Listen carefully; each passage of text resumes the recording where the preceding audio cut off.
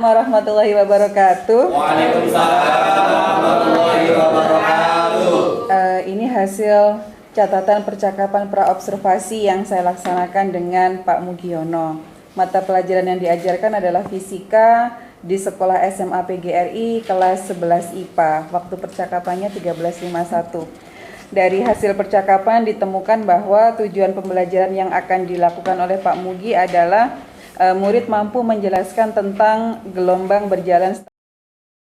Kemudian area pengembangan yang ingin dicapai dari sisi murid adalah mampu mempresentasikan hasil diskusi dan menyajikan media presentasi yang kreatif.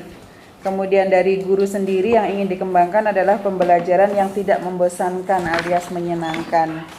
Kemudian strategi yang dipersiapkan oleh Pak Mugi adalah merancang pembelajaran berdiferensiasi, kemudian mengintegrasikan kompetensi sosial emosional kepada pelajaran dan memberikan materi dalam berbagai format seperti itu.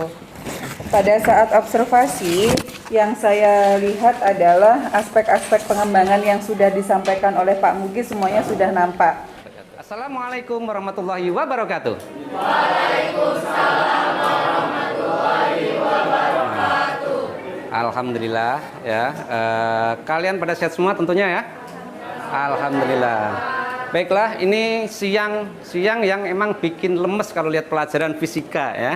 Biar tetap segar ya. Tentunya kita awali dengan doa dulu. Semuanya doa mulai.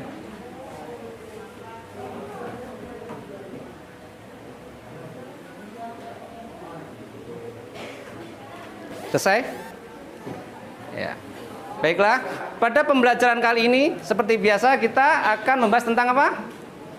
Gelombang. Nah, sekarang kita ingat-ingat sekilas gelombang. Apa itu gelombang? Iya, getaran yang merambat. Dibedakan ada berapa gelombang? Ya.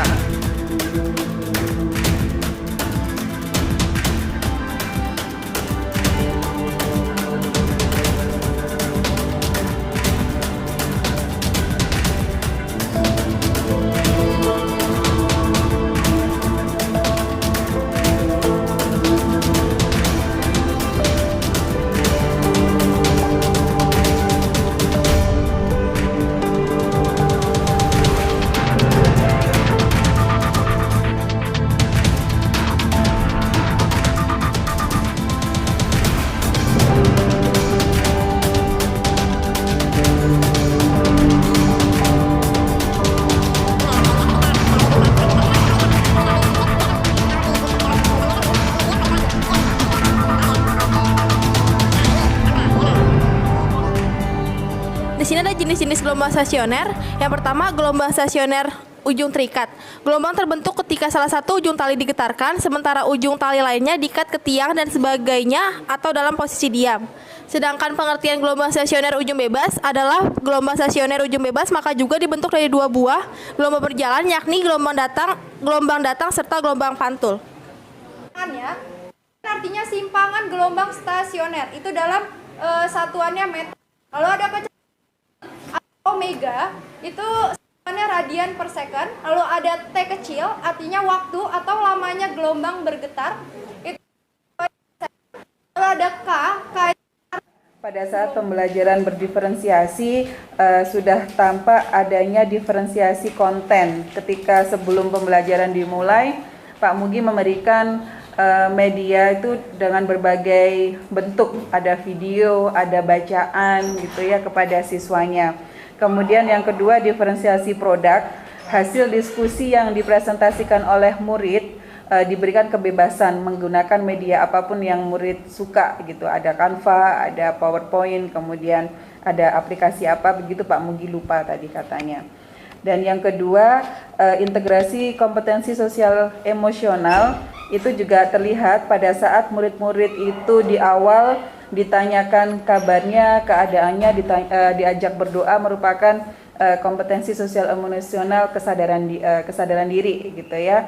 Dan ketika diskusi di situ sudah pasti ada manajemen diri, kemampuan berelasi dan juga pengambilan keputusan yang bertanggung jawab, itu semuanya sudah tampak dalam pembelajaran. Jadi catatan saya pada saat observasi pembelajaran Pak Mugi adalah hal yang sudah sangat baik yang terjadi adalah pembelajaran berdiferensiasi, sehingga diharapkan ini bisa lebih ditingkatkan lagi ke depannya, sehingga tidak hanya konten dan produk, tapi juga pada proses berdasarkan minat dan gaya belajar siswanya atau muridnya. Yang selanjutnya untuk pasca observasi. Di pasca observasi, guru menyampaikan refleksi bahwa pembelajaran sudah berjalan dengan lancar sesuai dengan rencana yang telah dibuat.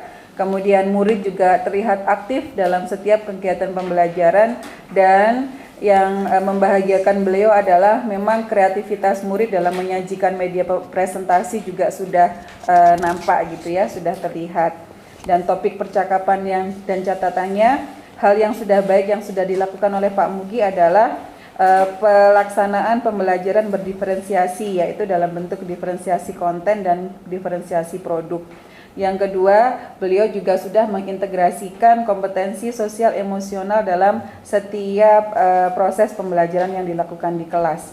Yang hal yang ingin dikuatkan oleh Pak Mugi yaitu untuk lebih memperkaya stok ice breaking, sehingga anak-anak ini lebih senang karena beliau merasa mentok ya, jadi supaya bisa lebih kreatif. Rencana tindak lanjut adalah menggali lebih banyak lagi tentang kegiatan ice breaking dari berbagai media dan sumber termasuk rekan sejawat, sehingga murid-murid lebih antusias lagi ketika belajar. Pengembangan diri Pak Mugi itu adalah satu untuk tadi ya, meningkatkan kemampuan ice breakingnya, beliau akan browsing di internet, kemudian membaca buku ataupun menonton video tentang kegiatan ice breaking.